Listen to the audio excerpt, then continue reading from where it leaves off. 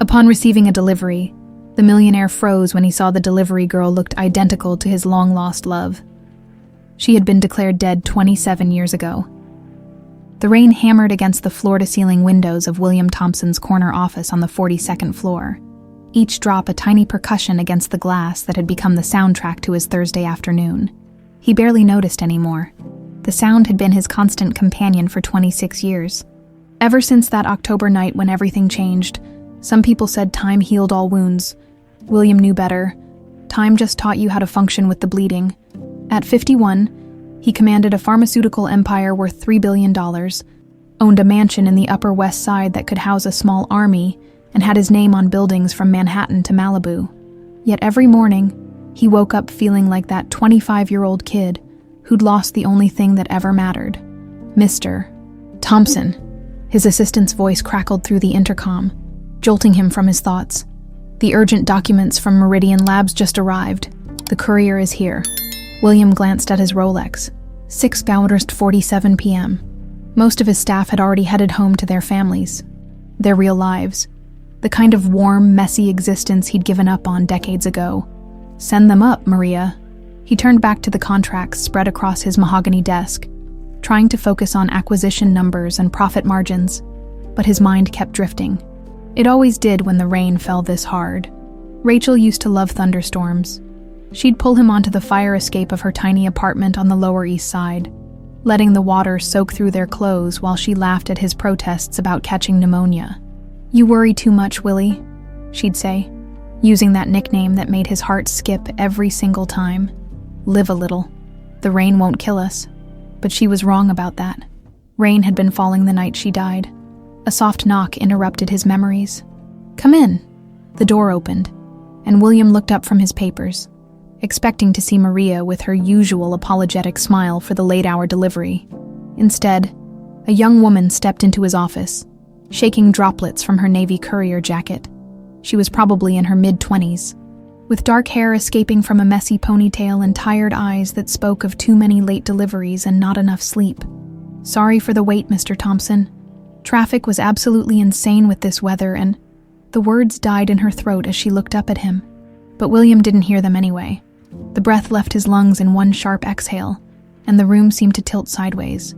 Golden eyes, that exact shade of amber that caught sunlight like honey, the dimple in her chin when she spoke, the way she tilted her head slightly to the left. An unconscious gesture he'd seen 1,000 times before. It was impossible. Completely, utterly impossible.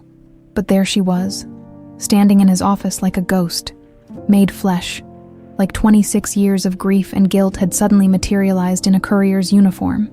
"Rachel," he whispered, the name falling from his lips like a prayer. The young woman's eyebrows shot up. "I'm sorry." "What?" "I'm Emily Parker, from Swift Delivery." She held up a manila envelope, confusion clear in her voice. "Are you okay?" "Sir, you look like you've seen a..." The world went black when William came to. He was lying on the leather couch in his office, Emily Parker kneeling beside him with a glass of water and a look of pure panic on her face. The envelope lay forgotten on the floor, its contents scattered across the Persian rug. "Oh, thank God," Emily breathed, relief flooding her features. "I thought you were having a heart attack or something. I called 911, but you were only out for like 30 seconds. Should I still..." "No." William struggled to sit up, his head spinning. "No ambulance, I'm fine." "You are definitely not fine," Emily said firmly, helping him steady himself. "People don't just pass out for no reason. When's the last time you ate something or slept? You look exhausted." Her concern was genuine, and it hit him like a physical blow. The same worried furrow between her eyebrows that Rachel used to get when she thought he was working too hard. The same gentle touch as she handed him the water glass. "You said Emily Parker," he managed, his voice hoarse. "How old are you?" Emily blinked, clearly thrown by the question. 25. Why? 25. The same age Rachel had been when she died, when she was supposed to have died. "Where were you born?" The questions tumbled out before he could stop them. "Who are your parents? Do you have any siblings?" "Whoa, hold up." Emily sat back on her heels, wariness creeping into her expression. I get that you just had some kind of episode, but I'm not exactly comfortable with the 20 questions thing. I'm just here to deliver your documents. Please. William leaned forward, desperation bleeding into his voice. I know this sounds crazy, but you look exactly like someone I used to know. Someone important. Emily studied his face for a long moment, and William could see her internal debate playing out. Part of her clearly wanted to grab her stuff and run. He probably looked like a complete lunatic right now. But there was something else there too. A flicker of curiosity that reminded him so much of Rachel it physically hurt. I don't know much about my parents, Emily said finally, her voice careful. My mom died when I was born. My dad, well, I never knew him. My Aunt Margaret raised me. Margaret, William's pulse quickened. Margaret what? Parker, Margaret Parker. She's retired now, used to be a nurse. Emily stood up, brushing off her jeans. Look, Mr. Thompson, I really think you should see a doctor. You scared the hell out of me, and I've got 3 more deliveries to make before... Wait. William stood too quickly and had to grab the edge of his desk for support. Please, just give me your number, in case I need to reach you about the delivery. Emily gave him a look that clearly said she thought he'd lost his mind. The delivery receipt has my company's contact info. If there's a problem with the documents, you can call the main line. She was already heading for the door, clearly eager to escape whatever weirdness was happening in his office. William watched her move, noting the way she favored her left foot slightly, just like Rachel used to do after long shifts at the school where she taught. Emily, he called out just as she reached the door. She turned back, one eyebrow raised in question. Be careful out there. The roads are slick. For just a moment, her expression softened. Thanks, you too. And seriously, see a doctor? Then she was gone, leaving William alone with the scattered documents and the impossible reality of what he'd just experienced. He sank into his desk chair, his hands shaking as he reached for his phone. He scrolled through his contacts until he found the name he was looking for. Jack Henderson, private investigator. They'd worked together on some corporate espionage cases over the years. But this was different. This was personal. Jack picked up on the second ring.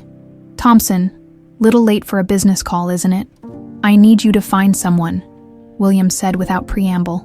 A woman named Emily Parker, mid-20s, works for Swift Delivery, lives with her aunt, Margaret Parker, who used to be a nurse. Okay, Jack said slowly. Any particular reason? Or are we talking about a background check for a potential hire? William stared out at the rain, which had intensified since Emily left. Lightning flickered in the distance, illuminating the city in brief, stark moments of clarity. Jack, he said quietly, I think I just met a ghost. William barely slept that night. Every time he closed his eyes, he saw Emily Parker's face, those golden eyes, that familiar tilt of her head, the way she'd knelt beside him with such genuine concern. By 5 a.m., he gave up on sleep entirely and made his way to the kitchen, where he found his mother already up, sipping coffee and reading the Financial Times at the Marble Island. Eleanor Thompson, at 76, was still an imposing woman. Her silver hair was pulled back in a perfect chignon, not a strand out of place despite the early hour. She wore a cream-colored silk blouse that probably cost more than most people's rent, and her posture was ramrod straight, the bearing of someone who'd never doubted her place in the world. You look terrible, William, she said without looking up from her newspaper. Late night at the office again? Mother, I need to ask you something. William poured himself coffee with hands that weren't quite steady. About Rachel. Eleanor's fingers tightened almost imperceptibly on her newspaper, but her voice remained level. We've been over this, dear. Many times. It's been 26 years. Perhaps it's time you considered speaking with Dr. Morrison again. Dr. Morrison. Eleanor's solution to everything was therapy with her pet psychiatrist. As if grief could be medicated away like a headache. I met someone yesterday, William continued, ignoring her suggestion. A young woman who looks exactly like Rachel. Exactly, Mother. Same eyes, same expressions, everything. Now Eleanor did look up, her pale blue eyes sharp with something William couldn't quite identify. People often resemble each other, William. It's not uncommon to think you see familiar features in... Her name is Emily Parker. She's 25 years old, the same age Rachel was when she died. Coincidence? Eleanor folded her newspaper with crisp precision. "You're seeing what you want to see because you've never properly grieved. Rachel Morgan was a sweet girl, but she's been gone for over 2 decades. This obsession isn't healthy." William studied his mother's face, noting the way she avoided his eyes, the slight tremor in her voice when she said Rachel's name. "You never liked her." "That's not true." "It is true. You thought she wasn't good enough. A public school teacher from Queens? Not exactly the society wife you had in mind for your only son." Eleanor stood abruptly, her chair scraping against the marble floor. "Rachel's death was tragic, William, but she chose to drive in that storm, against all common sense. The accident wasn't anyone's fault. I never said it was anyone's fault. Didn't you?" Eleanor's mask slipped for just a moment, revealing something raw underneath. "You've blamed me for years, for not welcoming her with open arms, for not pretending I thought she was perfect for you. She was perfect for me. She was holding you back." The words came out sharper than Eleanor probably intended. "You had potential, William. You could have married Catherine Ashford, or the Pemberton girl, someone who understood our world, our responsibilities. Instead, you were ready to throw it all away for some little nobody who—" "Stop." William's voice was dangerously quiet. "Don't you dare talk about her that way." Eleanor composed herself quickly, smoothing her expression back into its usual controlled mask. "I'm sorry. That was inappropriate. But William, you have to understand. I wanted what was best for you. I always have." Across town, Emily Parker was having her own confrontation over breakfast. She sat at the small Formica table in the Queen's apartment she shared with her aunt, pushing scrambled eggs around her plate while Margaret bustled around the kitchen with nervous energy. "You seem distracted this morning, dear," Margaret said, her voice carrying that forced lightness that Emily had come to recognize as a warning sign. "Bad night at work?" "Not exactly." Emily set down her fork and studied her aunt's face. Margaret Parker was 68 years old. With gray hair she kept in a practical bob and kind eyes behind wire-rimmed glasses. She'd raised Emily from birth, never complaining about the burden of suddenly becoming a single mother in her 40s. But there were things about their family history that never quite added up. Questions that Margaret deflected with the skill of someone who'd had decades of practice. "Aunt Maggie, can I ask you something?" Margaret's shoulders tensed slightly. "Of course, sweetheart. Yesterday I delivered some documents to this businessman, William Thompson. When he saw me, he fainted. Said I looked exactly like someone he used to know. Someone named Rachel." The coffee mug slipped from Margaret's fingers, shattering against the linoleum floor. Coffee splashed across the worn tiles, and Margaret stared down at the mess as if she'd never seen broken ceramic before. "Aunt Maggie, are you okay?" "Yes, sorry. I'm just clumsy this morning." Margaret knelt to collect the pieces, her movements jerky and uncoordinated. "Rachel, you said that's a common name. He seemed to think I was her twin or something. It was really weird." Emily watched her aunt carefully. "Have you ever known anyone named Rachel? Maybe someone who looked like me?" "No," Margaret said quickly. Too quickly. "No, I don't think so. People often think they see resemblances where there aren't any. It's a trick of the mind." Emily frowned. "That's almost exactly what Mr. Thompson's mother probably told him." "Well, she sounds like a sensible woman." Margaret dumped the ceramic pieces into the trash with more force than necessary. "Emily, I think it would be best if you forgot about this incident. Sometimes it's better not to look too deeply into things that don't concern us." "But what if it does concern us?" Emily pressed. "What if this Rachel person was related to me somehow? You've always said you don't know much about my mother's family. Maybe your mother's family is gone," Margaret said firmly. "I've told you this before. There's no one left to find, no mystery to solve. Your mother was my sister. She died in childbirth, and that's the end of it." Emily had heard this story countless times, but it had never felt complete. There were too many gaps, too many details that Margaret couldn't or wouldn't provide. No photos of her supposed sister, no stories about their childhood together, no mementos or keepsakes that might have been passed down. "Aunt Maggie," Emily said softly, "is there something you're not telling me?" Margaret's face went pale, and for a moment Emily thought she might actually get an honest answer. But then Margaret's expression hardened. Taking on that stubborn set Emily knew meant the conversation was over. "There's nothing to tell, Emily. Nothing at all. Margaret moved to the sink, turning her back to her niece. Now finish your breakfast. You'll be late for work. That afternoon, William sat in Jack Henderson's cluttered office in Midtown, watching the private investigator flip through a thin file folder. Jack was in his early 50s, with the kind of weathered face that came from too many cigarettes and too much bad coffee. He'd been working cases in New York for 30 years, and there wasn't much that surprised him anymore. Emily Parker, 25 years old, Jack read from his notes, works for Swift Delivery, lives in Queens with her Aunt Margaret Parker, clean driving record, no criminal history, pays her taxes on time. Pretty unremarkable, honestly. What about her birth certificate? Standard form. Born at St. Mary's Hospital in Queens, mother listed as deceased, father unknown, Margaret Parker listed as legal guardian. Jack looked up from the file. But here's where it gets interesting. William leaned forward. How so? I did some digging into Margaret Parker's employment history. She worked as a nurse for 32 years, mostly at various hospitals around the city. But 25 years ago, she abruptly quit her job at a private medical facility upstate and moved to Queens to raise Emily. What kind of private facility? That's what I'm trying to figure out. The place closed down about 15 years ago, and the records are pretty sparse. But from what I can piece together, it was some kind of specialized clinic. Very exclusive, very expensive. William felt his pulse quicken. Can you find out more? I'm working on it. But William, Jack closed the folder and looked at him seriously. I have to ask, what exactly are you hoping to find here? Because if this girl really does look like your ex-girlfriend, there could be a dozen innocent explanations. Distant relation, genetic coincidence, whatever. Or she could be Rachel's daughter. The words hung in the air between them. Jack raised an eyebrow. Rachel was 25 when she died, William continued. If she had been pregnant when the accident happened, if somehow she'd survived long enough to give birth. That's a lot of ifs. William, I know how it sounds, but Jack, you should have seen her. It wasn't just a resemblance.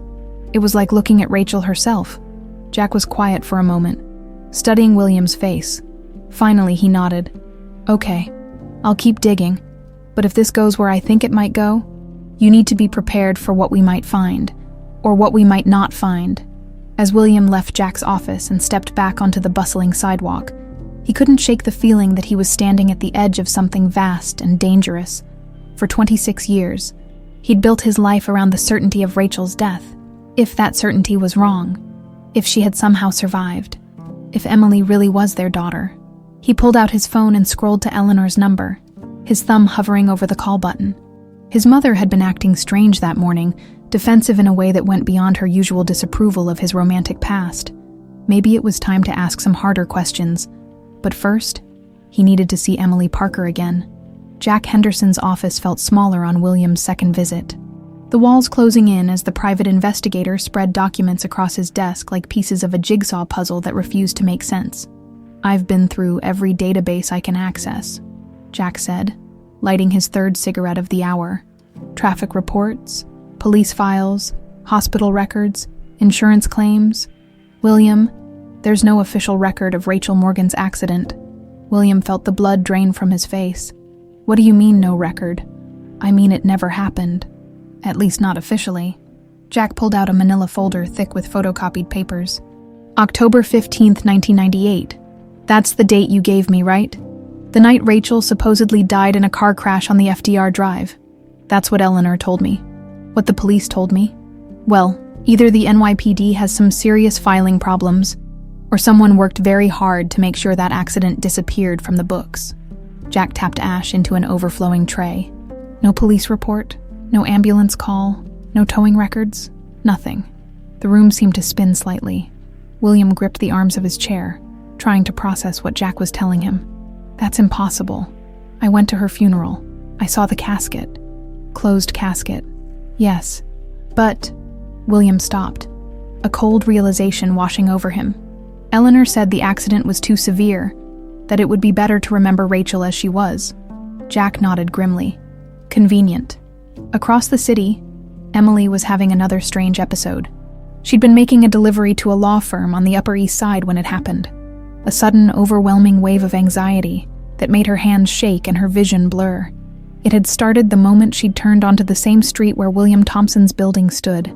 Even though she was 6 blocks away, she pulled her delivery bike to the curb and sat on a nearby bench, pressing her palms against her eyes until the sensation passed. This was the 3rd time in 2 days. The first had been in William's office, which she'd chalked up to the stress of watching a man collapse. But now it was happening randomly, always in this neighborhood, always with the same inexplicable sense of familiarity, loss. She couldn't quite name the feeling. Her phone buzzed with a text from her dispatch manager. "Parker, got a request for you specifically. Same guy from yesterday. William Thompson. Rush delivery to his home address. You available?" Emily stared at the message, her finger hovering over the reply button. Everything logical told her to decline. The man had acted bizarre, asking personal questions and fainting at the sight of her. But there was something else, a nagging curiosity that she couldn't shake. Why did he think she looked like this Rachel person? And why did being in his presence feel like standing on the edge of a memory she couldn't quite reach? Before she could talk herself out of it, she typed back, "On my way." William's mansion in the Upper West Side was exactly what Emily had expected. Imposing limestone facade, perfectly manicured garden, the kind of place where people like her usually came through the service entrance. She rang the front doorbell anyway, adjusting her courier bag nervously. A housekeeper answered, a middle-aged Latina woman with kind eyes and a thick accent. "You must be the delivery girl, Mr. Thompson. He's waiting in the study. This way, please."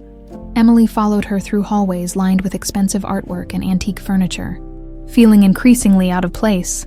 The study was a warm, book-lined room that smelled of leather and old paper. William stood by the fireplace, still wearing a suit despite being at home, looking like he hadn't slept much. "Emily, thank you for coming." He seemed calmer today, more in control, but there was still something intense in his eyes when he looked at her. "I wanted to apologize for yesterday. I'm sure my behavior seemed erratic. That's one way to put it." Emily set her bag down carefully. "Mr. Thompson, I have to ask, why did you request me specifically? And why do you keep staring at me like that?" William was quiet for a long moment, and Emily could see him wrestling with some internal decision. Finally, he moved to his desk and pulled out a photograph, handling it like it was made of glass. "This is Rachel," he said, holding it out to her. Emily took the photo with trembling hands. It was a snapshot from what looked like the late 90s. A young woman with dark hair and golden eyes, laughing at something off camera. She was sitting on a fire escape, rain-soaked but radiant, wearing a simple sundress and no makeup. It was like looking into a mirror. "Oh my God," Emily whispered, sinking into the nearest chair. "How is this possible?" "That's what I'm trying to find out." William's voice was gentle now, careful. "Emily, I need to ask you some questions. About your family, your birth, anything you can remember. I don't understand.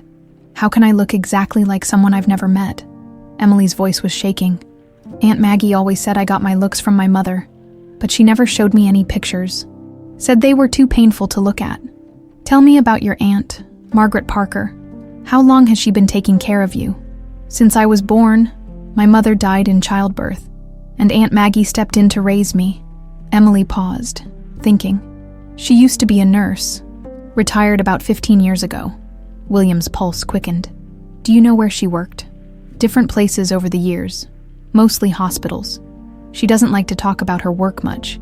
Says she saw too much sadness in those places." Emily looked up at him, confusion and fear warring in her expression. "Mr. Thompson, what's really going on here? Who was Rachel to you?" "She was everything." William sat down across from her, his hands clasped tightly in his lap.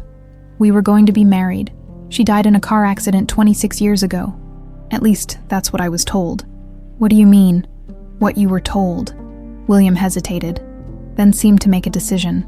"Emily, there's no record of Rachel's accident, no police report, no hospital records. Nothing. It's like it never happened." Emily felt the room tilt around her. "That's impossible." "That's what I thought too." William leaned forward. "Emily, how much do you know about your birth? The hospital where you were born? The circumstances? St. Mary's in Queens. That's all Aunt Maggie ever told me." Emily's voice was barely a whisper. She said my mother was her sister, but she could never tell me much about her. Said it was too painful. No last name, no family history. Just that she died young and I was all that was left. Emily looked down at the photograph again, studying every detail. Mr. Thompson, if this woman, Rachel, if she really looked like me, and if she disappeared around the time I was born, then you might be her daughter. The words hung in the air between them, too enormous to fully comprehend. Emily felt tears pricking at her eyes, though she couldn't say if they were from hope or terror. But that would mean— Emily's voice cracked. That would mean everything Aunt Maggie told me was a lie. Back in Queens, Margaret Parker was having a panic attack. She sat on her small couch, clutching a bottle of heart medication with shaking hands. The call from her contact had come an hour ago. William Thompson was asking questions, hiring investigators, getting too close to truths that were supposed to stay buried forever. She'd known this day might come. 25 years of looking into Emily's face every morning, seeing Rachel's eyes staring back at her, had been a constant reminder of the choice she'd made. The money Eleanor Thompson had paid her to disappear with the baby had seemed like a blessing at the time, a chance to give an innocent child a safe, quiet life away from the ugliness of what had really happened. But now William was looking for answers, and Margaret didn't know how much longer she could keep lying to the girl she'd raised as her own daughter. She made her way to her bedroom closet, pushing aside old clothes until she found the shoebox hidden in the back corner. Inside, wrapped in tissue paper like sacred relics, were the things she'd managed to save from that terrible night 25 years ago. A hospital bracelet with baby girl Morgan, written in faded ink, a few photographs of Rachel during her pregnancy, and 3 pages torn from Rachel's diary. The diary Eleanor Thompson had ordered destroyed. Margaret had risked everything to save these small pieces of the truth. She'd told herself it was for Emily's sake, so that someday, if the girl ever needed to know where she came from, there would be something left of her real mother. She pulled out one of the diary pages, Rachel's familiar handwriting swimming through her tears. William doesn't know about the baby yet. I want to tell him, but Eleanor scares me, the way she looks at me, like I'm something dirty that got tracked in on her perfect floors. I know she'd do anything to keep us apart, but this baby was made from so much love. If something happens to me, I hope someday she'll find her way to her father. I hope she'll know that every day of her existence was wanted, was celebrated, was pure joy. Margaret pressed the page to her chest, feeling the weight of 25 years of deception crushing down on her. Emily deserved to know the truth, but the truth would destroy everything they'd built together, and probably get them both killed in the process. Her phone rang, and Margaret saw Emily's number on the display. She let it go to voicemail, not trusting her voice right now. But a few minutes later, she played the message. Aunt Maggie, I need to talk to you. Something's happened. Something important. I'm coming home. Margaret closed her eyes and tried to pray, though she wasn't sure God listened to people who'd spent decades living a lie. Even if it had been for love, Jack Henderson had spent 30 years following paper trails, and he'd learned that money always left tracks, even when people tried very hard to cover them up. Especially then, he sat in his office at 2 a.m., surrounded by empty coffee cups and overflowing ashtrays, his computer screen glowing with bank records that told a story nobody was supposed to read. Son of a bitch, he muttered, highlighting another entry on Margaret Parker's financial records. For 20 years, like clockwork, the same amount had been deposited into her checking account on the 15th of every month. $5,000, always from the same offshore account, always with the same cryptic reference number. Jack traced the account through 3 shell companies and 2 foreign banks before hitting the name that made everything click into place. Eleanor Thompson. His phone rang at 2:47 a.m. Jack glanced at the caller ID and picked up immediately. William, do you know what time it is? I couldn't sleep. William's voice sounded hollow, exhausted. Did you find anything? Oh, I found something all right. Your mother's been paying Margaret Parker $5,000 a month for the past 20 years. The payment stopped about 5 years ago, right around the time Emily would have turned 20 and aged out of the foster system. Silence on the other end of the line. William? You there? I'm here. William's voice was barely a whisper. Jack, I need you to find out everything you can about that private clinic where Margaret used to work. and I need you to do it fast. Already on it. I've got a contact who owes me a favor. Used to work medical records for the state. I'll know more by morning. Good. And Jack, be careful. If my mother's been paying hush money for 25 years, she won't hesitate to silence anyone who gets too close to the truth. Meanwhile, Emily sat on her bed in the small Queen's apartment, staring at Rachel's photograph until her eyes burned. She'd been home for 3 hours, but Margaret had locked herself in her bedroom and refused to come out. Emily could hear her aunt moving around in there, opening and closing drawers, muttering to herself in a way that sounded dangerously close to hysteria. "Aunt Maggie," Emily knocked on the bedroom door for the 10th time. "Please, we need to talk. I know you're upset, but I need answers." "Go away, Emily." Margaret's voice was muffled, thick with tears. "Just go away and let me think. I'm not going anywhere until you tell me the truth. About my mother, about where I really came from." The sounds from the bedroom stopped abruptly. Emily pressed her ear to the door, holding her breath. "The truth." Margaret's laugh was bitter, broken. "You want the truth. The truth will destroy both of us. I don't care. I've lived my whole life not knowing who I am. Do you have any idea what that's like? Always feeling like something's missing? Like there's this huge piece of myself that I can't access." Emily heard footsteps approaching the door, and for a moment she thought Margaret was going to open it. Instead, her aunt's voice came through the wood, barely audible. "Your mother's name was Rachel Morgan. She was 25 years old, beautiful and kind, and so full of life it broke my heart to watch her waste away in that place." Emily's breath caught. "What place?" "The clinic, where they kept her after they took you from her." "Who took me, Aunt Maggie? What are you talking about?" But Margaret had gone silent again, and no amount of pleading could draw another word from her. At 6 a.m., William stood in his mother's kitchen, watching Eleanor prepare her morning coffee with the same precise ritual she'd followed for as long as he could remember. Everything about his mother was controlled, calculated, from her perfectly pressed blouses to her measured responses to even the most innocent questions. Looking at her now, William wondered how many other secrets were hidden behind that composed facade. "Mother, we need to talk." Eleanor didn't look up from her coffee preparation. "It's rather early for serious conversations, don't you think?" "It's about Margaret Parker." Eleanor's hand stilled for just a moment on the coffee pot handle.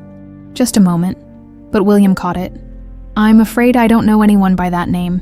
Really, because my investigator found some interesting financial records. 20 years of monthly payments from your offshore accounts to a woman named Margaret Parker. The same Margaret Parker who raised Emily. The girl who looks exactly like Rachel." Eleanor turned slowly, her face a mask of calm that didn't quite reach her eyes. "William, I think you're becoming obsessed with fantasy. It's not healthy. $5,000 a month for 20 years. Mother, that's over $1 million. What was Margaret Parker doing to earn that kind of money?" "I have no idea what you're talking about." William pulled out his phone and showed her a bank statement Jack had sent him. "These are your account numbers. Mother, your signatures, your money." Eleanor glanced at the screen, and William saw something flicker across her face. Fear, maybe, or calculation. She set down her coffee cup with exaggerated care. "Even if what you're suggesting were true, it wouldn't change anything. Rachel is dead, William. She's been dead for 26 years. Is she?" The question hung in the air between them.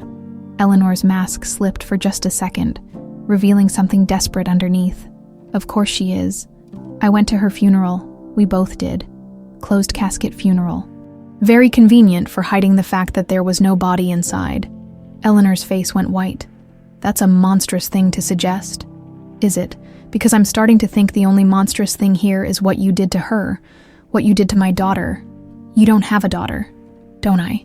William stepped closer, watching his mother's carefully constructed composure beginning to crack. "Emily Parker is 25 years old, Mother. The same age Rachel was when she supposedly died. She looks exactly like the woman I loved, down to the smallest detail. And you've been paying her guardian hush money for decades." Eleanor backed against the counter, her hands gripping the marble edge. "You don't understand. You don't know what was at stake. Then tell me." For a moment, William thought she might actually confess. Eleanor's face crumpled slightly, years of careful control wavering, but then she straightened. pulling her mask back into place. "I won't discuss this fantasy any further. If you continue with this delusion, I'll have no choice but to have you evaluated by Dr. Morrison.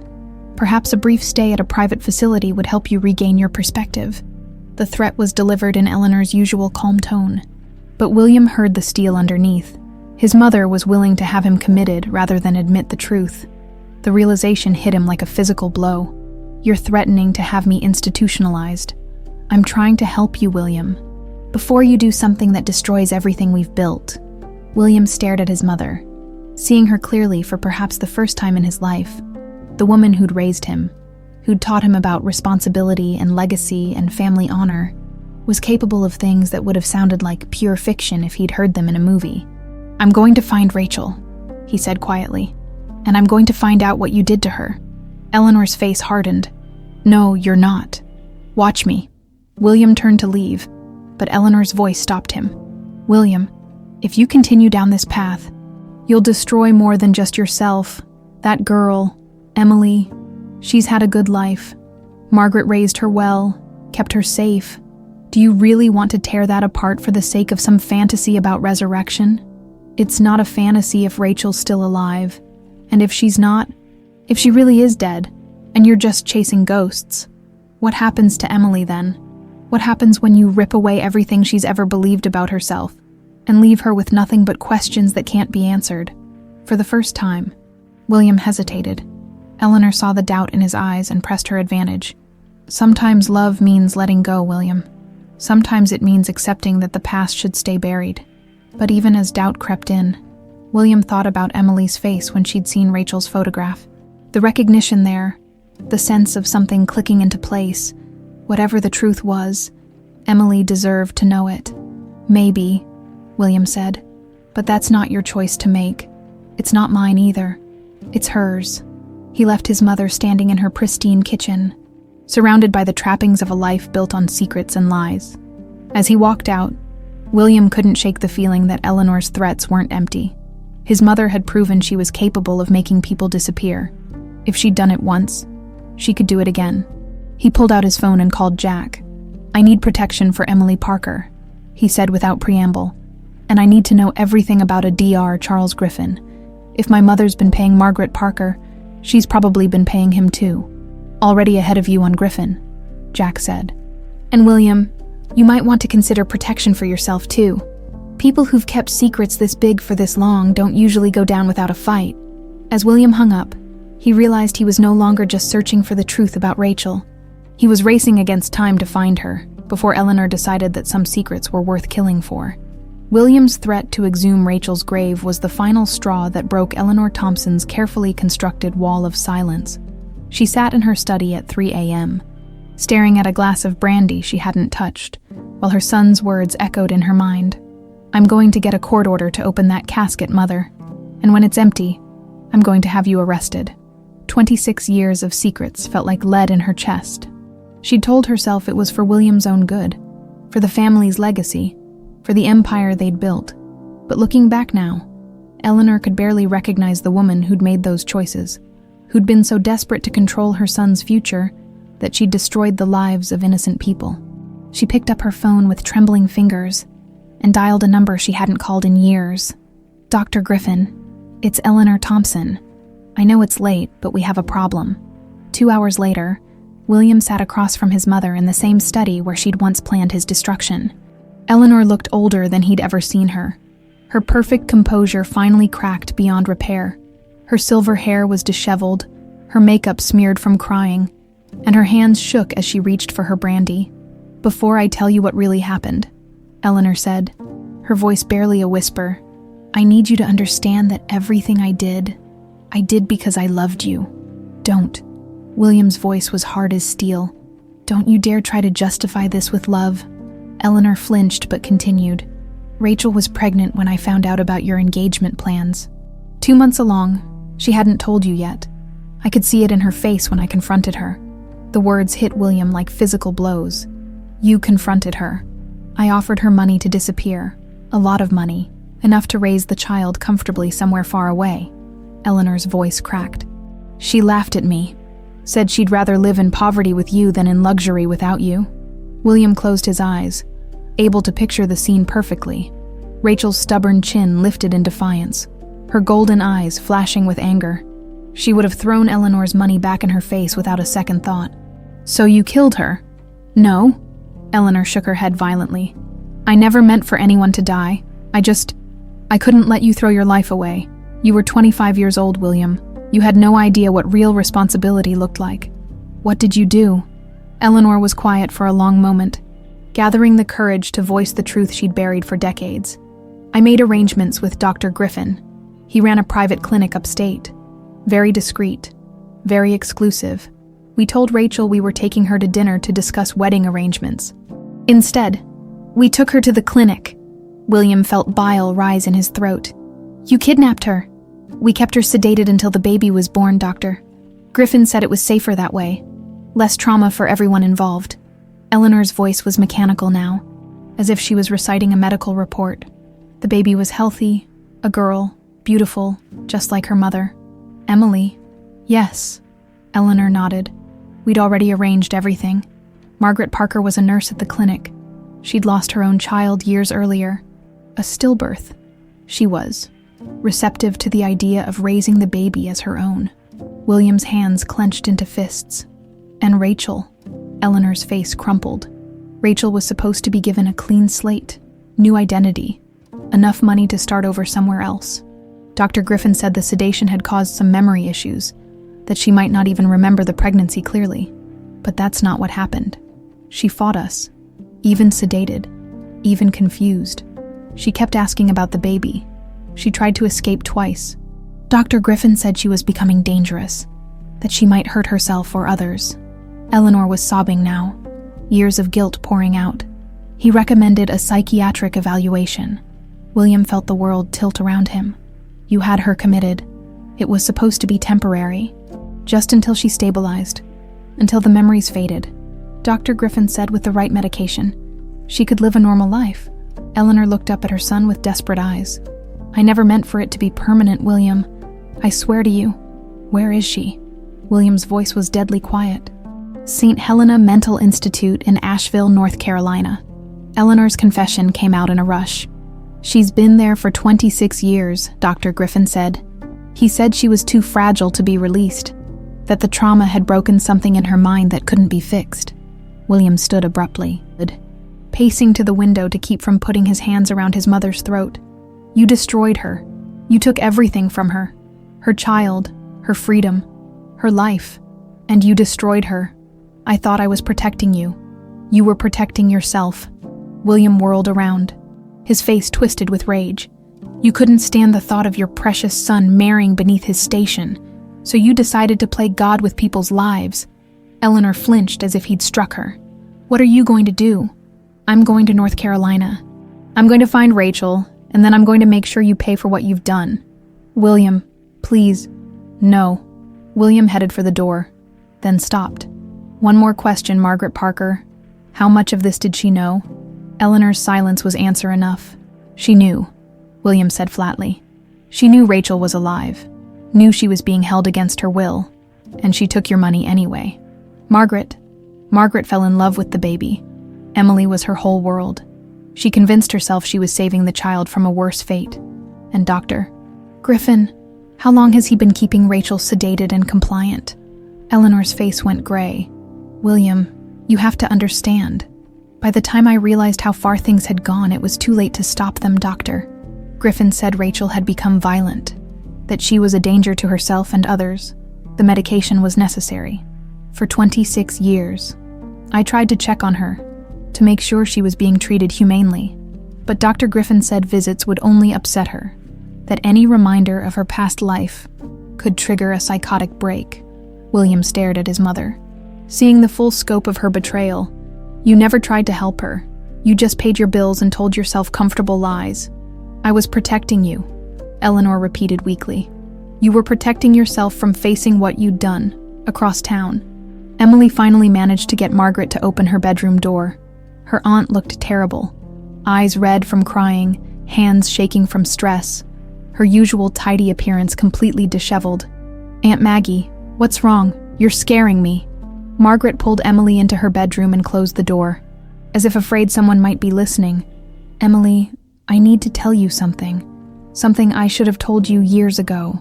Emily sat on the edge of the bed, her heart racing. "About my mother. About everything." Margaret moved to her closet and pulled out a shoebox that Emily had never seen before. "Your mother's name was Rachel Morgan. She was 25 years old when you were born, and she loved you more than life itself." Margaret opened the box with trembling hands, revealing photographs, documents, and what looked like pages torn from a diary. "She didn't die in childbirth, Emily. She was taken from you." Emily's vision blurred as she picked up a photograph of a young woman who looked exactly like her, hands pressed protectively over a pregnant belly. Taken by who? Eleanor Thompson, William's mother. Margaret's voice broke. They stole you from your mother and gave you to me to raise. And Rachel, oh God, Emily, your mother is still alive. The words hit Emily like a physical blow. She felt the air leave her lungs, felt the room spin around her. "Still alive," Emily whispered. "Where?" "A psychiatric hospital in North Carolina. Eleanor and her doctor friend had her committed under a false diagnosis. She's been there for 26 years, Emily. Locked away. Medicated. Told that her memories of you were delusions." Emily dropped the photograph, her hands shaking violently. "Why are you telling me this now?" "Because William Thompson is getting close to the truth, and when he finds it, everything is going to come out." Margaret grabbed Emily's hands. "Eleanor threatened me. Said if I ever told you the truth, she'd make sure we both disappeared. I've been living in fear for 26 years, taking her money, lying to you every single day." Emily pulled her hands away, standing abruptly. "You took money to keep me away from my mother. I was trying to protect you." "Protect me?" Emily's voice rose. "You stole my entire life. My mother has been alive this whole time, and you let me believe she was dead." "Emily, please." "No." Emily backed toward the door. "You're no better than Eleanor Thompson. You both decided what was best for me without caring what I wanted, what my mother wanted." Margaret reached for her, tears streaming down her face. "Emily, I love you. You're my daughter in every way that matters." "I'm not your daughter," Emily said coldly. "I never was. I'm Rachel Morgan's daughter, and I'm going to find her." As Emily stormed out of the apartment, Margaret collapsed onto her bed, clutching the diary pages to her chest. She'd known this day would come eventually. The truth was too big, too painful to stay buried forever. But as she read Rachel's words one more time, "My daughter, if you ever read this, know that you were conceived in love and born in hope," Margaret realized that maybe it was time for the truth to finally set them all free. Even if it destroyed everything else in the process, the St. Helena Mental Institute sat like a gray scar against the North Carolina mountains, its Victorian architecture twisted into something that spoke more of imprisonment than healing. William stood in the parking lot for 10 minutes, gathering the courage to walk through those doors and face whatever remained of the woman he'd loved. Jack Henderson emerged from his rental car, carrying a folder thick with forged documents. "You sure about this? Once we go in there, there's no going back." "I've been going back for 26 years, William said quietly. "It's time to go forward." They'd driven through the night from New York, fueled by coffee and William's desperate need to reach Rachel. Before Griffin realized his secrets were unraveling. Jack had used his connections to create a fake identity for William, a consulting psychiatrist named Dr. Michael Hayes, conducting a research study on long-term institutionalization. The lobby smelled of industrial disinfectant and despair. A tired-looking receptionist glanced up from her paperwork, her eyes already glazed with the indifference that came from years of working in a place where hope went to die. "Dr. Hayes," William said, presenting Jack's expertly forged credentials. "I'm here to interview patient 2847, Rachel Morgan. It's part of a longitudinal study on treatment outcomes." The receptionist typed slowly on her computer, squinting at the screen. "Morgan, Rachel, Ward 7, she's been here." She paused, counting. 26 years this month. Longest-term patient we have." William's chest tightened. "What's her current condition?" "Chronic schizophrenia with dissociative episodes. She's on a pretty heavy medication regimen.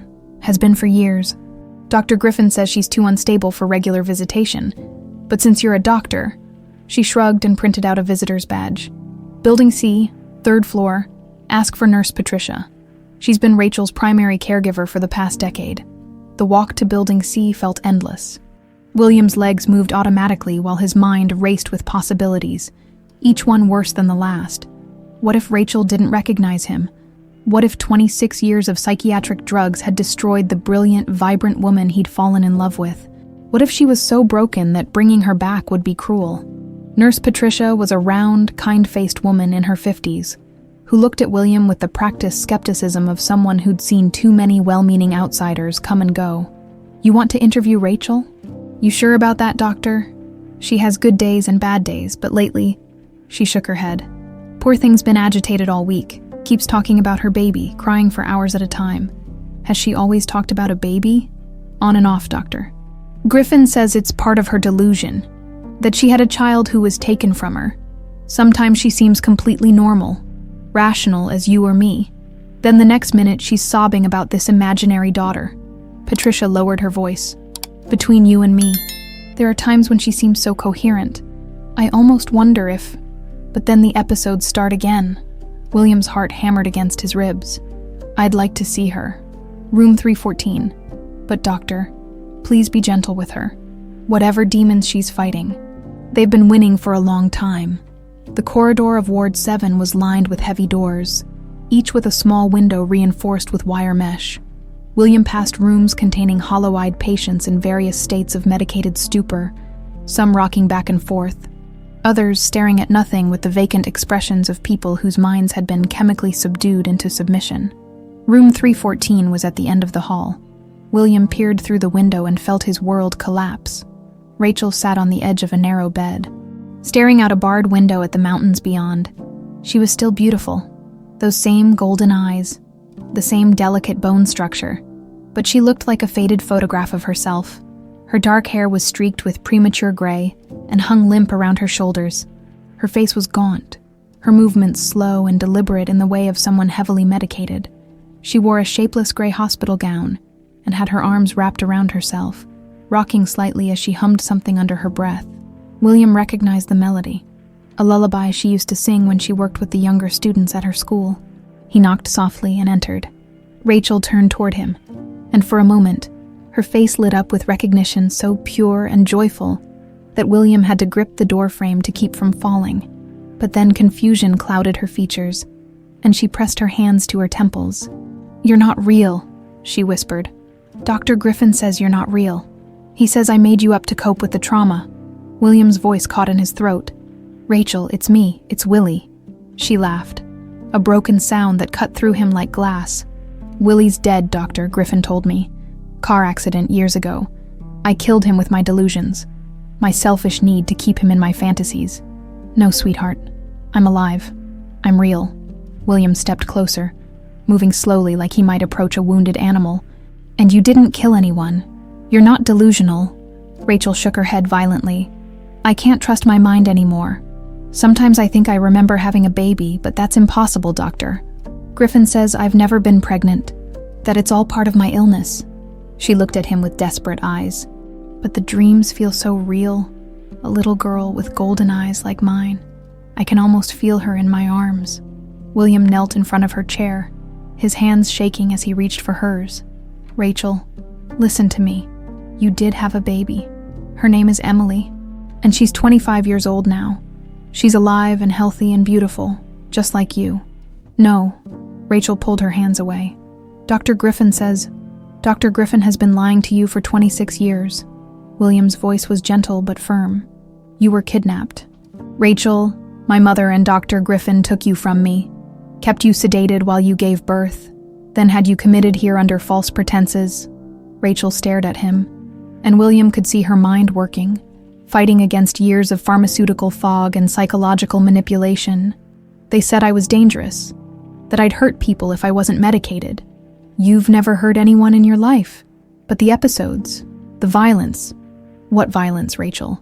What do you remember actually doing?" Rachel was quiet for a long moment, her brow furrowed in concentration. I don't remember being violent. I remember crying, asking about my baby. I remember trying to leave, But they said it was for my own safety. William pulled out his phone and showed her Emily's photograph. "This is our daughter, Rachel. This is Emily." Rachel's reaction was immediate and devastating. She gasped, pressing her hands to her mouth as tears streamed down her face. "Oh my God. Oh my God. She looks just like you. She looks exactly like you." "My baby," Rachel whispered, reaching toward the phone screen with trembling fingers. "My little girl. She's so beautiful, is she? Is she happy? She's been looking for you. We both have." For the first time in 26 years, Rachel's eyes were completely clear, the fog of medication and manipulation finally lifting. "They took her from me. Eleanor and that monster Griffin. They stole my baby and told me I was crazy for remembering her. I know, and I'm going to make them pay for what they did to you, to us, to Emily." Rachel stood shakily, moving to the barred window. 26 years. "I've lost 26 years with my daughter. We can't get those years back," William said, joining her at the window. "But we can make sure you don't lose any more." "How?" Rachel's voice was hollow. "Look at me, Willie. I'm institutionalized. I have a psychiatric record going back decades. Who's going to believe that I was sane all along?" Before William could answer, the door burst open. Dr. Charles Griffin stood in the doorway, his face flushed with anger and panic. He was a tall, thin man in his 70s with cold gray eyes and the bearing of someone accustomed to absolute authority. "What the hell do you think you're doing?" Griffin demanded. "Rachel is my patient. She's not authorized for unsupervised visits." "Actually, she's not your patient anymore," William said, standing protectively in front of Rachel. "I'm having her transferred to a real hospital where she can receive proper evaluation." Griffin's face went white. "That's impossible. Rachel is severely mentally ill. She requires specialized care that only this facility can provide." "Really?" William pulled out his phone again, but this time he opened a recording app. "Tell me, Dr. Griffin, what exactly is Rachel's diagnosis?" "Chronic schizophrenia with, based on what symptoms?" "What specific behaviors led to that diagnosis?" Griffin faltered, his eyes darting between William and Rachel. She exhibits delusional thinking, claims to have had a child. A child she actually had," William interrupted. "A child you helped steal from her.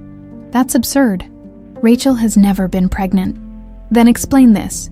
William showed him Emily's photograph. "This is Rachel's daughter, 25 years old, born 2 months after Rachel was kidnapped and brought here." Griffin stared at the photo, his professional composure finally cracking. "This proves nothing. Genetic coincidences." "Dr. Griffin," Rachel said quietly, and something in her voice made both men turn.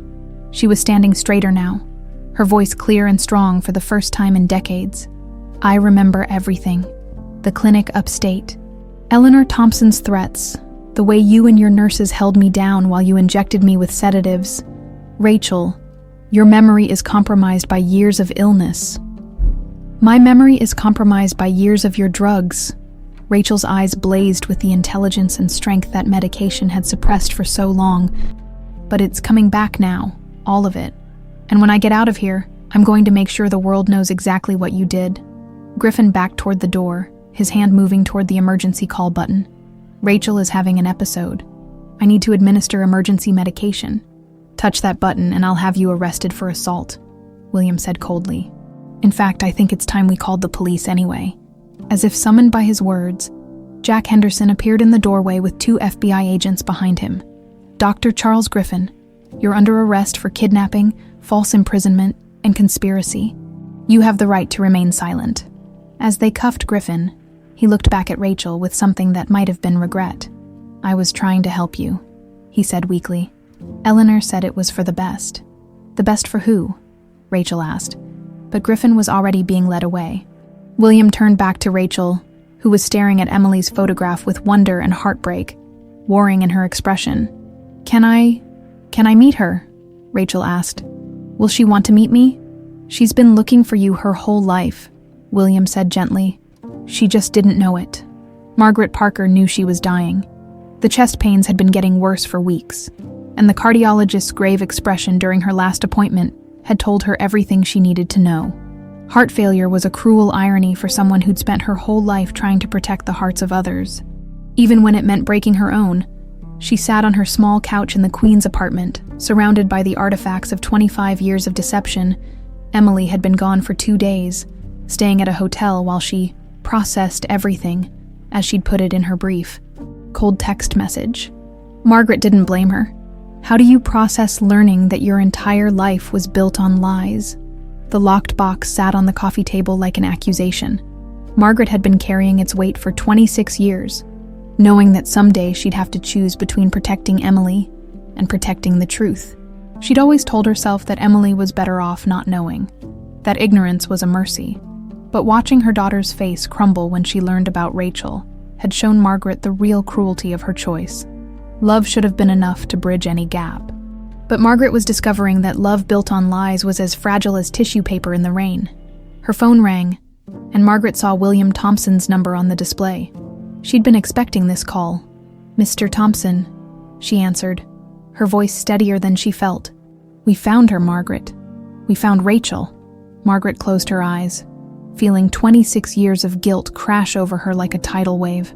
How is she? Alive, sedated into compliance for decades, but alive and fighting to remember everything that was stolen from her. William's voice was hard, unforgiving. "She's been asking about Emily, about the baby she was told never existed. I never wanted this to happen," Margaret whispered. "I tried to protect. You tried to protect yourself." William cut her off. "You took Eleanor's money and convinced yourself you were saving Emily. But you were really just saving your own conscience." Margaret couldn't argue with that. It was true, and they both knew it. "Emily's been calling me," William continued. "She wants to meet Rachel, but she also wants answers from you. Real answers this time. Not the comfortable lies you've been feeding her." "I know."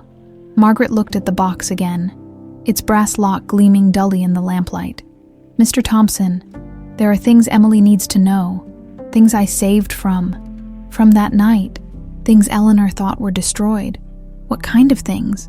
"Rachel's diary, some photographs, the hospital bracelet from when Emily was born."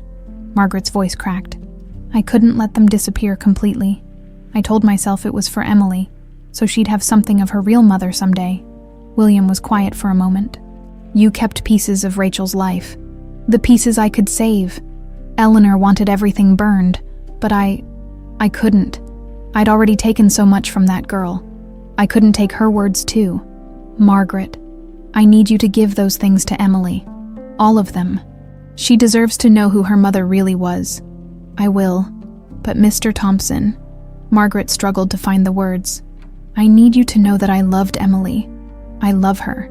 Every choice I made, even the wrong ones, came from wanting to keep her safe." "Safe from what?"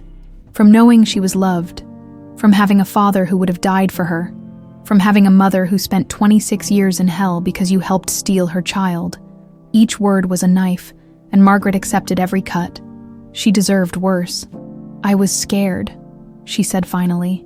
"Eleanor Thompson was... She was powerful, ruthless. She made it clear that if I ever talked, Emily and I would both disappear. I thought taking her money and keeping quiet was the only way to keep Emily alive. And now..." Margaret looked around the small apartment where she'd raised Emily, at the pictures on the walls showing birthday parties and school plays and graduation ceremonies. All the milestones of a life built on a foundation of sand. "Now I'm dying," she said simply. "And I can't take these secrets with me. Emily deserves the truth, even if it destroys everything we built together." 3 hours later, Emily stood outside the apartment door, her key trembling in her hand. She'd been walking around Manhattan for days, trying to process the magnitude of Margaret's betrayal, trying to figure out how to move forward when everything she'd believed about herself was a lie. William had called her that morning with news that should have been wonderful. Rachel was alive. She was being transferred to a real hospital, and she wanted desperately to meet her daughter. But Emily felt numb to the joy she should have been experiencing. How could she be happy about finding her real mother when it meant losing the only mother she'd ever known? She finally turned the key and stepped inside. Margaret was waiting on the couch, looking smaller and frailer than Emily had ever seen her.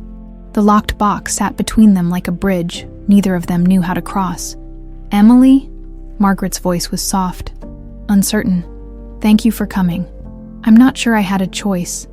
Emily said, remaining standing by the door. "William says there are things you need to show me." Margaret nodded, her hands shaking as she reached for a small brass key hidden beneath the couch cushion. "I've been carrying these secrets for 26 years. I told myself I was protecting you, but I think I was really protecting myself from having to face what I'd done." The lock clicked open with a sound that seemed too loud in the quiet apartment. Margaret lifted the lid slowly, as if she was afraid of what might escape. Inside, carefully wrapped in tissue paper, were fragments of a life Emily had never known existed. Margaret pulled out a hospital bracelet first, its plastic yellowed with age. "Baby girl Morgan," Emily read aloud, her voice barely a whisper. "Born October 15th, 1998. Your real birthday," Margaret said. "October 15th, not November 3rd. Like we always celebrated. Eleanor wanted to make sure there were no connections, so she had me change everything on your birth certificate." Emily took the bracelet with trembling fingers, studying the faded ink that proved her existence. For 25 years, she'd been Emily Parker, born November 3rd to an unnamed mother who died in childbirth. But she was really Emily Morgan, born October 15th to Rachel Morgan, a woman who'd spent the last 26 years locked away for the crime of loving her. Next came the photographs. Emily gasped as Margaret handed her a picture of Rachel during her pregnancy. Radiant and glowing, her hands protectively cradling her belly. In another photo, Rachel sat in what looked like a doctor's office, smiling at the camera with the particular joy of expectant mothers everywhere. "She was so happy about you," Margaret said softly. "Even when Eleanor started making threats, even when the pressure got intense, Rachel never considered giving you up. She used to tell me that carrying you was like carrying concentrated sunlight." Emily's vision blurred with tears. "She wanted me. Oh, sweetheart. She wanted you more than anything in the world. That's what made what we did so." Margaret's voice broke. So unforgivable. But it was the diary pages that truly broke Emily's heart. Rachel's handwriting was neat and careful. The words of a woman trying to document her love for a child she might never get to raise. "October 10th, 1998, 5 days until my due date, and I can feel her getting ready to meet the world. William still doesn't know. I keep trying to find the right moment to tell him. But Eleanor's threats have me so scared. She said she'd make sure he never sees me again if I trap him with an unwanted pregnancy. But this baby isn't a trap. She's a gift. She's proof that love can create something beautiful even in the middle of ugliness." Emily read on, her heart breaking with every word. "October 12th, 1998. Something's wrong. Eleanor invited me to dinner to discuss wedding plans, but there was something in her eyes that terrified me. I tried to call William, but his phone goes straight to voicemail. I have this terrible feeling that whatever happens next, I need to write this down. My daughter, if you ever read this, know that you were conceived in love and born in hope. Your father doesn't know about you yet, but when he does, he'll love you as much as I do. Find him when it's safe. Find him, and tell him that Rachel Morgan loved him until her last breath." The final entry was barely legible, written in shaking handwriting that spoke of fear and desperation. "October 15th, 1998. They're here, Eleanor and some doctor. They say we're going to dinner, but something's wrong. I can feel it. If something happens to me, if I don't make it through tonight, please let my baby know that every day of her existence was wanted, was celebrated, was pure joy. Tell her that her mother fought for her until the very end." Emily collapsed onto the couch, clutching the diary pages to her chest as sobs racked her body. Margaret reached for her, but Emily pulled away. "She knew," Emily cried. "She knew what was going to happen, and she tried to warn someone, tried to leave a record. I saved those pages because I couldn't bear for your mother's voice to be completely silenced," Margaret said through her own tears. "I told myself that someday, when you were older, I'd give them to you, but years kept passing, and it got easier to pretend that the lie was the truth." Emily looked up at Margaret with red-rimmed eyes. "How could you read these words and still keep me from her? How could you know how much she loved me and still let her rot in that place?" "Because I was a coward," Margaret said simply, "and because by the time I realized how wrong I'd been, it felt too late to make it right. I'd already raised you for years. You called me Mama. You needed me, and I told myself that Rachel was getting the help she needed, that she was better off without the pain of remembering what she'd lost. Emily stood abruptly, gathering the photographs and diary pages. I need to see her. I need to meet my real mother. Emily, wait. No. Emily turned back, her face set with determination that reminded Margaret powerfully of Rachel. I'm done waiting. I'm done living in the shadows of other people's choices. I'm going to North Carolina, and I'm going to meet the woman who should have raised me. Margaret watched her daughter, the child she'd loved and lied to for 25 years, walk toward the door, carrying the pieces of Rachel's life in her hands like sacred relics. Emily, Margaret called out, just as she reached the door. I know you hate me right now. I know you probably always will, but I need you to know that loving you was the most real thing I ever did, even if everything else was a lie. Emily paused in the doorway without turning around. Love should have made you tell the truth, not hide from it. Then she was gone, leaving Margaret alone with the empty box and the weight of 26 years of choices that couldn't be undone.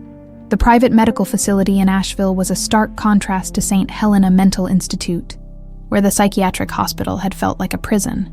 Duke Regional Medical Center's psychiatric wing felt like hope made manifest. Bright corridors, caring staff, and an atmosphere that spoke of healing rather than containment. Emily stood outside room 304, her hands shaking as she clutched Rachel's diary pages and photographs. She'd flown down from New York that morning, her mind racing with 25 years' worth of questions and a lifetime of longing for a mother she'd never known she'd lost. William emerged from the room, his face bearing the strain of the past week. He looked older, weathered by the emotional toll of discovering that his entire adult life had been built on his mother's lies. But there was something else in his expression now, a cautious hope that hadn't been there before. How is she? Emily asked, her voice barely above a whisper. Better. The doctors here say the psychiatric drugs are clearing her system faster than they expected. Her cognitive function is almost completely normal now. William paused, studying Emily's face, seeing Rachel's eyes looking back at him with the same mixture of determination and vulnerability. She's been asking about you constantly. She's terrified you won't want to meet her. Emily let out a shaky laugh. She's terrified. I'm the one who grew up thinking my mother was dead. I don't even know how to have a mother, let alone one who's been locked away for 26 years. There's no right way to do this. Emily, we're all making it up as we go. Emily nodded, gathering her courage.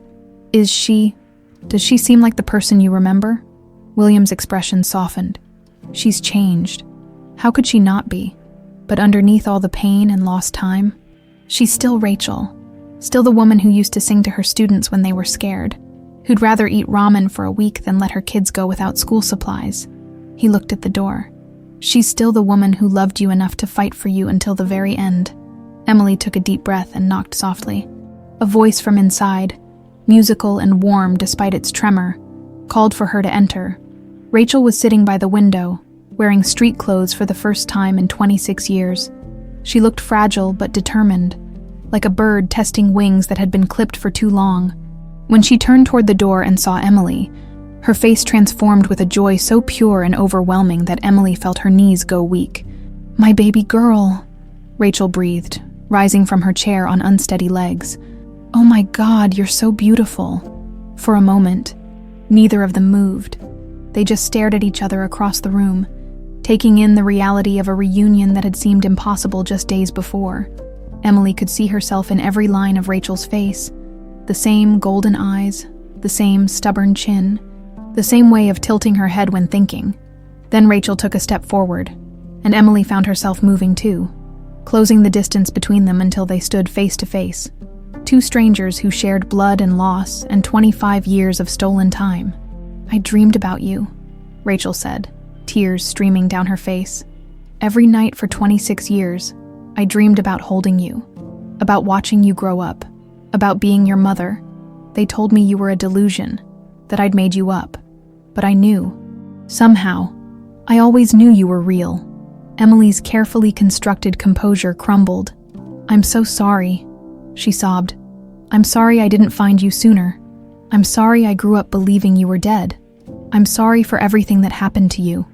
"Oh, sweetheart? No." Rachel reached out tentatively, her hands hovering near Emily's face as if afraid she might disappear. None of this was your fault. You were a baby. You couldn't have known. But I should have looked harder. I should have questioned Margaret's stories. I should have... Stop. Rachel's voice was firm but gentle. Emily, look at me. Emily met her mother's eyes, seeing a strength there that 26 years of imprisonment hadn't been able to break. You survived, Rachel continued. You grew up healthy and strong and beautiful. You became a woman. I'm proud to call my daughter, even though I didn't get to raise you. That's not something to apologize for. That's a miracle. Emily pulled out the diary pages with shaking hands. I have something for you. Margaret saved these from that night. Rachel's eyes widened as she recognized her own handwriting. I thought they destroyed everything. She kept some pieces, she said. She said she couldn't let your voice be completely silenced. Rachel took the pages reverently, her fingers tracing words she'd written in desperation 26 years ago. I was so scared that night. I knew something bad was going to happen, but I never imagined. I never thought they'd take you from me completely. Tell me about that night, Emily said, settling into the chair beside Rachel's. Tell me what you remember. Rachel was quiet for a moment, organizing memories that had been suppressed by drugs and trauma for decades. Eleanor called that afternoon, said she wanted to take me to dinner to discuss wedding plans for you and William. I should have known it was a trap. She'd never shown any interest in including me in planning before. Rachel's voice grew distant as she relived that terrible evening. They picked me up in a black car, Eleanor and this doctor, Griffin. I thought we were going to a restaurant, but we kept driving north, out of the city. When I asked where we were going, Eleanor said it was a surprise. Emily gripped the arms of her chair, dreading what came next.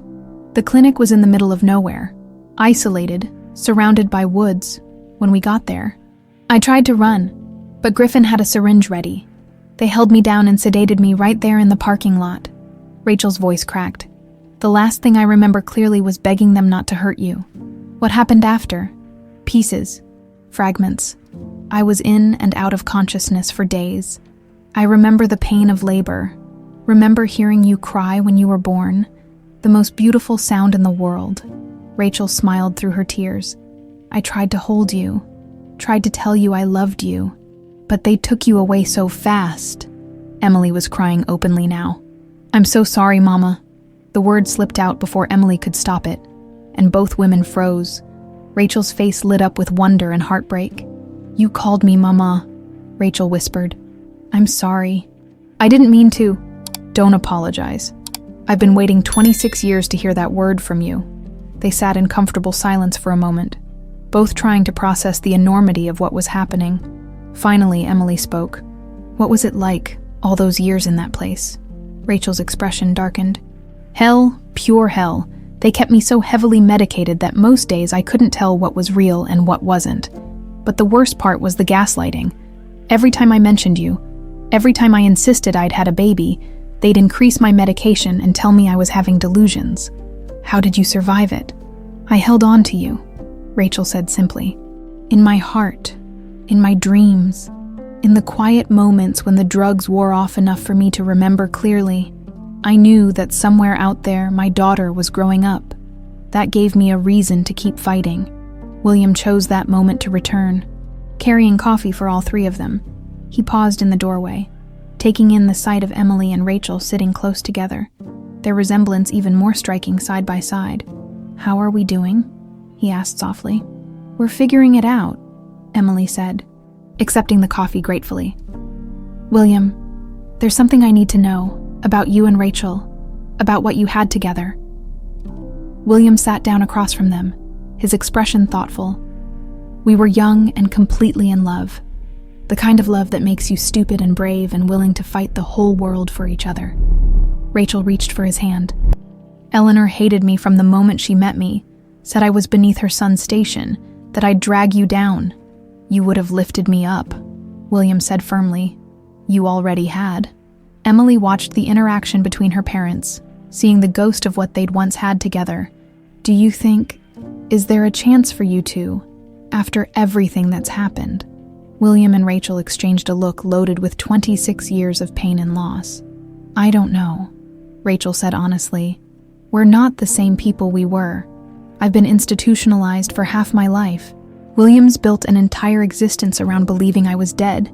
We can't just pick up where we left off, but we can start over, William said quietly. If you want to. Rachel squeezed his hand.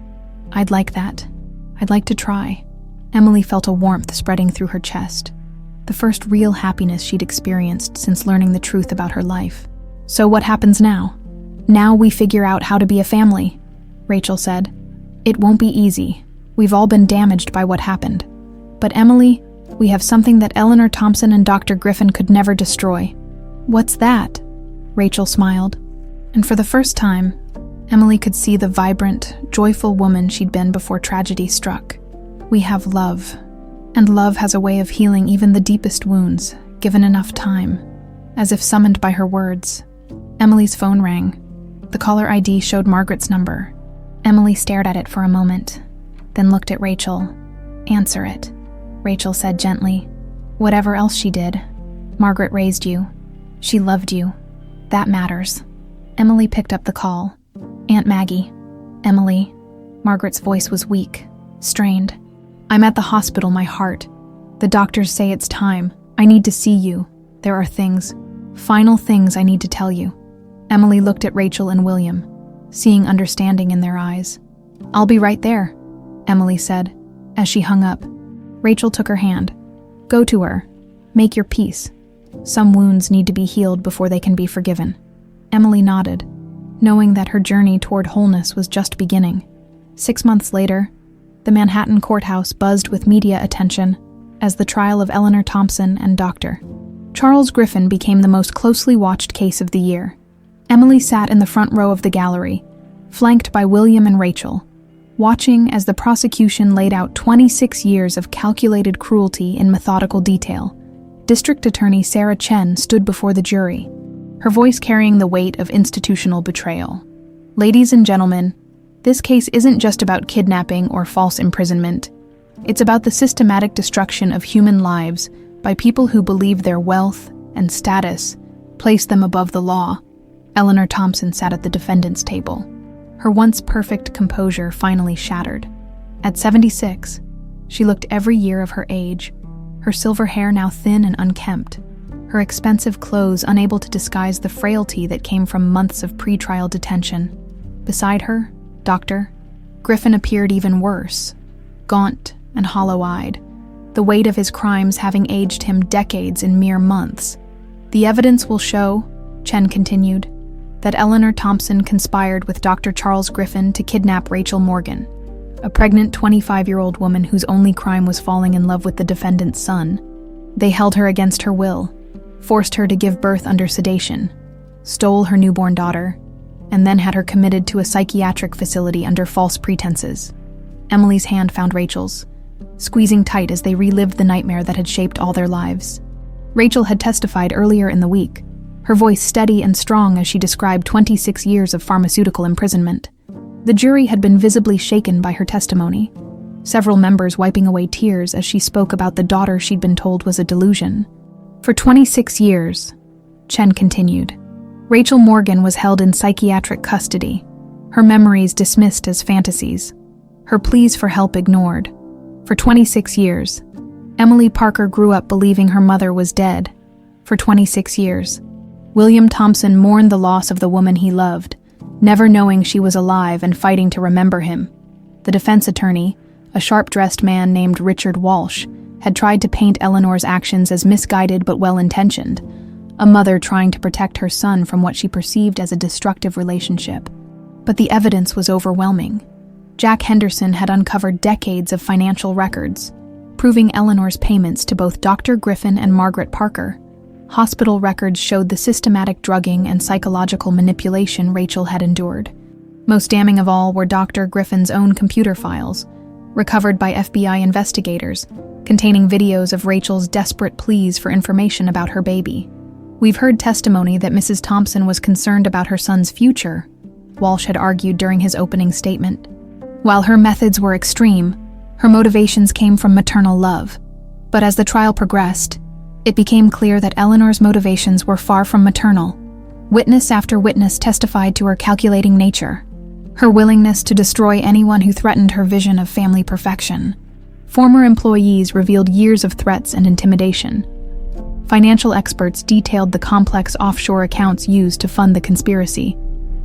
Margaret Parker had died 2 weeks after Emily's visit to North Carolina, her failing heart finally giving out under the weight of 26 years of guilt.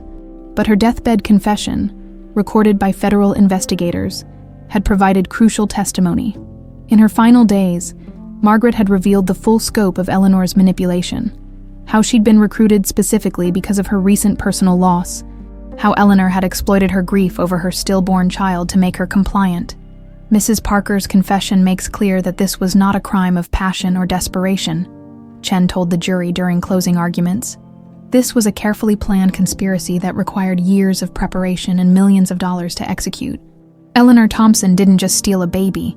She stole 3 lives and held them hostage to her own twisted vision of family honor. The jury deliberated for less than 6 hours. "Has the jury reached a verdict?" Judge Patricia Morrison asked as the courtroom fell silent. "We have, Your Honor," the foreman replied, a middle-aged teacher whose resemblance to Rachel hadn't gone unnoticed by Emily. "On the charge of kidnapping in the 1st degree, how do you find?" "Guilty." "On the charge of conspiracy to commit kidnapping?" "Guilty." "On the charge of false imprisonment?" "Guilty." Each guilty verdict hit Eleanor like a physical blow. By the time the foreman finished reading all 17 counts, she was slumped in her chair, finally broken by the weight of her crimes. Dr. Griffin received similar verdicts on all charges related to Rachel's medical abuse and false imprisonment. The sentencing hearing 2 weeks later was equally devastating.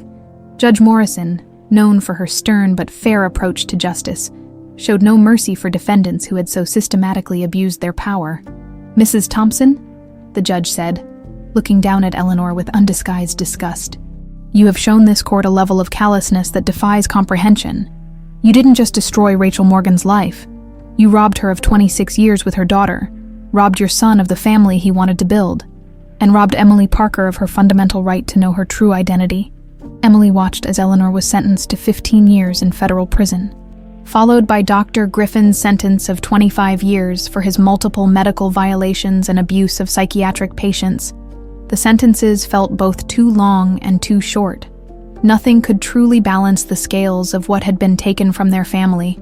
Outside the courthouse, Emily found herself surrounded by reporters shouting questions about her plans, her feelings, her relationship with her newfound parents. William and Rachel flanked her protectively, their own lawyers helping to clear a path through the media scrum. "Emily, how does it feel to have justice?" one reporter called out. Emily paused, considering the question seriously. "Justice doesn't give me back 26 years with my mother," she said finally. "It doesn't undo the trauma or heal the scars, but it means that what happened to us matters. It means that powerful people can't just destroy lives without consequences." "What's next for your family?" another reporter asked. Emily looked at William and Rachel, seeing the cautious hope in their eyes. Over the past 6 months, they'd been slowly rebuilding their relationship, attending family therapy together, learning how to navigate the complex dynamics of a family reunited by tragedy. "We're learning how to be a family," Emily said. "It's not easy. We're all dealing with a lot of trauma and loss, but we're doing it together. And that makes all the difference." Later that evening, Emily stood in the garden of the new house William had bought for Rachel, a modest but beautiful place in Westchester County where Rachel could heal surrounded by flowers and sunshine instead of institutional walls. They'd chosen to have a quiet celebration, just the 3 of them and Jack Henderson, who'd become like family during the investigation. "I've been thinking about something," Emily said as they watched the sunset paint the sky in shades of orange and pink. "About names." Rachel looked up from the rose bush she'd been planting. "What about them?" "I want to keep Parker," Emily said. "Not because I'm not proud to be your daughter, but because Margaret did love me, even if she showed it in the wrong way. And I want to add Morgan. So I'm Emily Parker Morgan, but I also want to add Thompson." William's eyebrows rose in surprise. "You want to take my name?" "I want to be Emily Parker Morgan Thompson," Emily said firmly. "All of it. The woman who raised me, the mother who fought for me, and the father who never stopped looking for us. I don't want to erase any part of my story." even the painful parts. Rachel reached over and took Emily's hand. I think that's perfect. You're all of those things. Margaret's daughter by choice, my daughter by blood, and William's daughter by love. Speaking of choices, Emily continued, I've made some decisions about what comes next. I'm starting a foundation with half of the settlement money from Eleanor's estate. It's going to be dedicated to reuniting families separated by trafficking, corruption, and illegal adoption schemes. William smiled, pride evident in his expression. That's a beautiful way to honor what we've been through.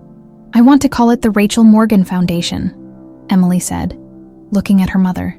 Is that okay with you? Rachel's eyes filled with tears. Emily, I can't think of anything that would make me prouder. As they sat together in the growing darkness, Emily felt something she'd never experienced before. The deep, settled peace that came from knowing exactly where she belonged. It had taken 26 years and almost destroyed them all, but they'd finally found their way back to each other. The trauma would always be there. The lost years couldn't be recovered. But they had something now that Eleanor Thompson's money and power had never been able to touch. They had truth, they had love, and they had each other. And that, Emily realized, was enough to build a future on. 2 years after the trial, the garden of William and Rachel's home in Westchester had become a testament to the power of patience and careful tending.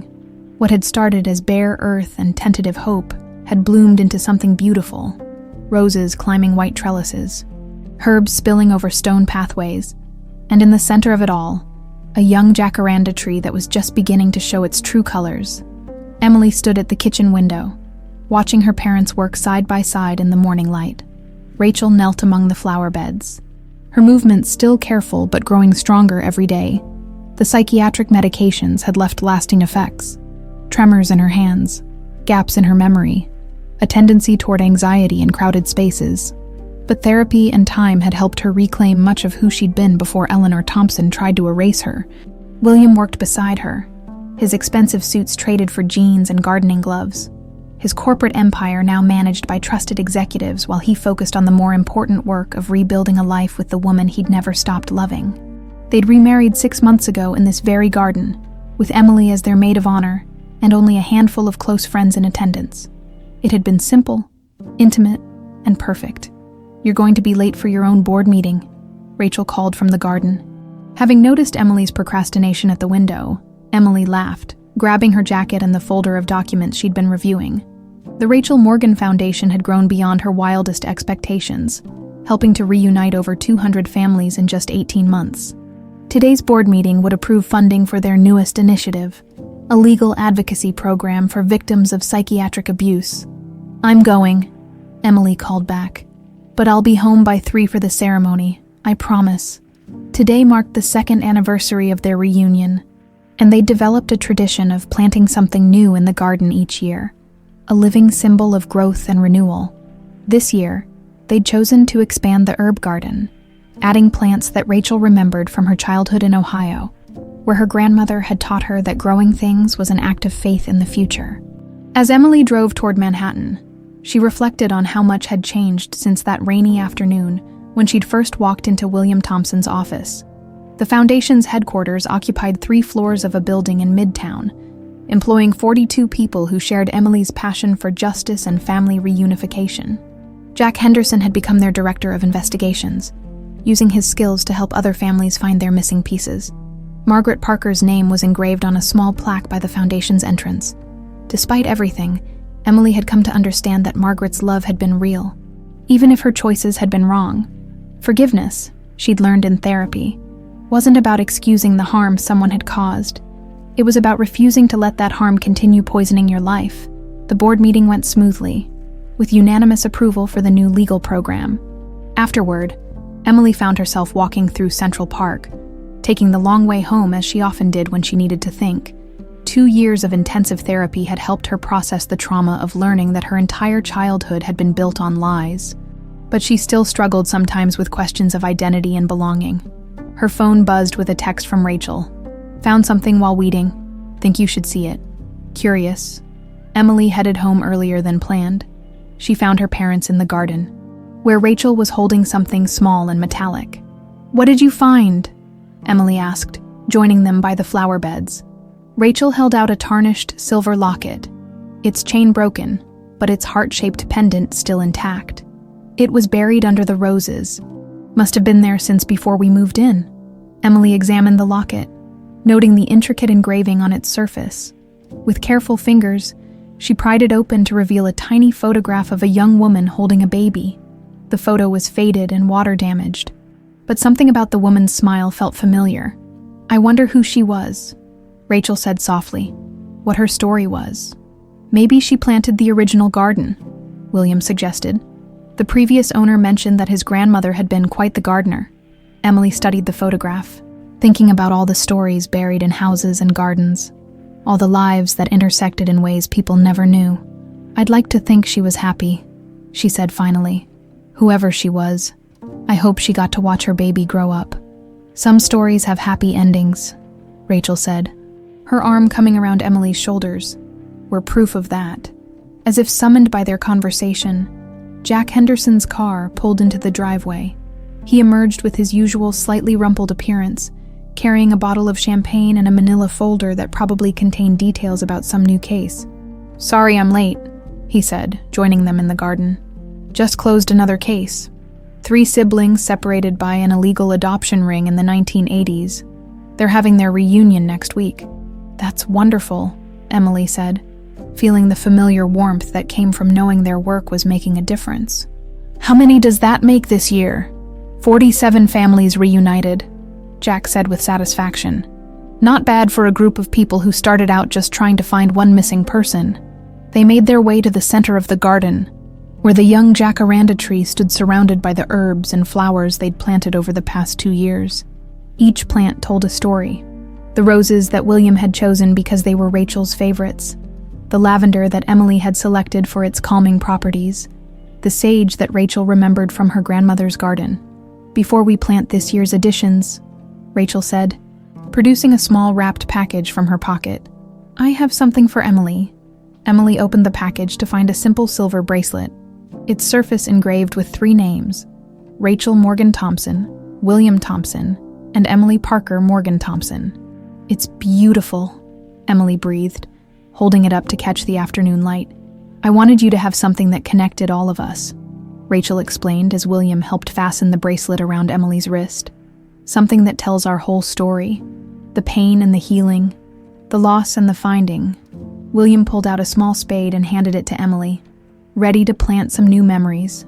Together, they knelt in the rich earth and began placing the new herbs: rosemary for remembrance, thyme for courage, and mint for wisdom. As they worked, Emily thought about the conversation she'd had with her therapist earlier that week about the difference between the family you're born into and the family you choose to build. "I've been thinking about something," Emily said, as they patted soil around the last plant. "About forgiveness and healing and what it means to be whole."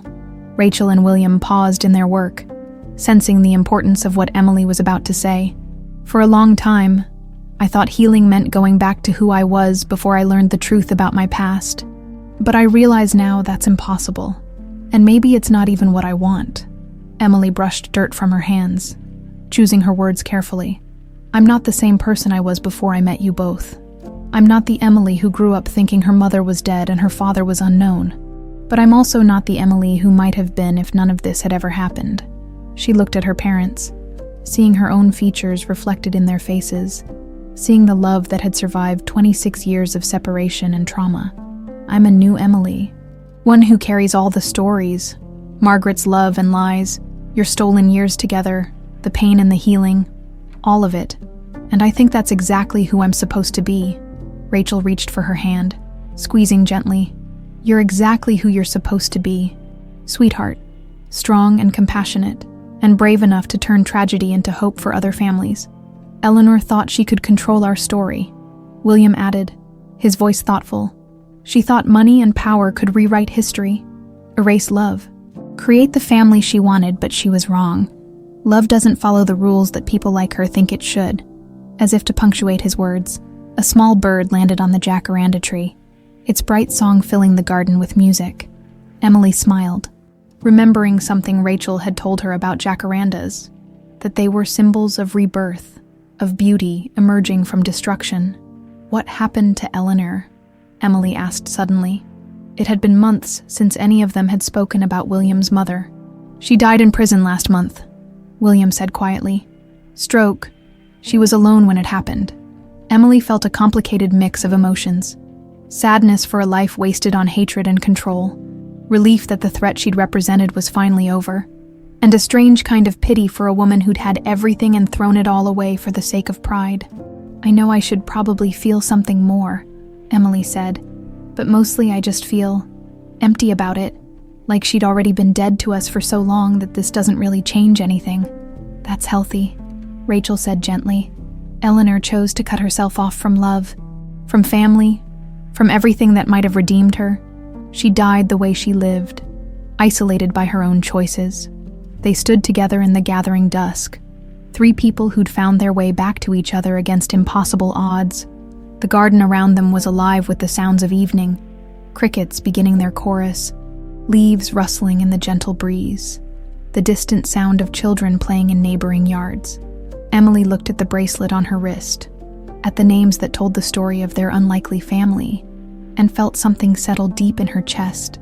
For 25 years, she'd carried a hollow space inside her, a sense of something missing that she'd never been able to name. Now that space was filled with love, complicated, hard-won, and more precious because of everything they'd survived to claim it. The jacaranda tree swayed in the evening breeze, its young branches reaching toward a sky painted in shades of orange and gold. Like them, it was still growing, still becoming what it was meant to be. And like them, it had put down roots deep enough to weather any storm. In the distance, Emily could hear the sound of other families gathering for dinner, calling children home, settling into the comfortable rhythms of love and belonging. She smiled, knowing that tomorrow would bring new cases to the foundation, new families to reunite, new stories of love triumphing over those who tried to destroy it.